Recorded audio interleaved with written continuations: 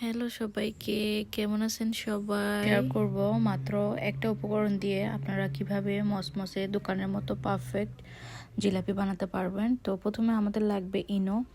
ইনো তো সবাই চেনেন তাই না, আর এটা সব দোকানে অ্যাভেলেবেল থাকে।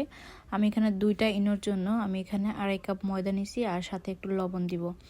দেওয়ার পরে নর্মাল পানি দিয়ে এটাকে পরিমাণ মতো পানি, মেবি 3 কাপ পানি লাগছে, এটাকে পারফেক্টভাবে একটা ডো বানিয়ে নিতে হবে। আর কি বলবো, এটা একদম ইজি একটা ওয়ে, কোনো ভেজাল হয় না, নো ফেল বলতে গেলে। আপনারা কোনোদিনও যারা বানান নাই তারাও ট্রাই করতে পারেন এভাবে। এই তো আস্তে আস্তে পানি দিয়ে ডোটাকে একদম মসৃণ করতে হবে। কি বলবো, একদম মসৃণ। এই যে আমার ডো এখন রেডি। আমি এর মধ্যে আমি অ্যাড করছিলাম কয়েকটা কালো জিরা আর কি, দেখা সৌন্দর্যের জন্য আর একটু ফ্লেভার আসবে। আর এদিকে আমি ওটাকে রেস্টে রেখে দিয়ে আমি শিরা বানাই নিছি। ওই দিন আমি গুড় দিয়ে জিলাপি বানাইছিলাম।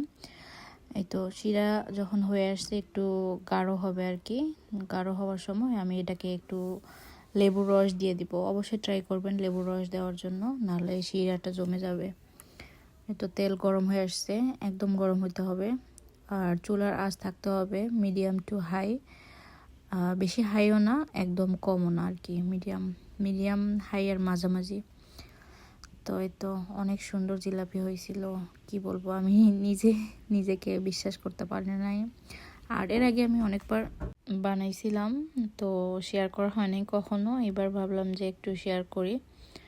আর টেস্টের কথা কি বলবো, যে খাবে আপনার প্রশংসা অবশ্যই করতে বাধ্য।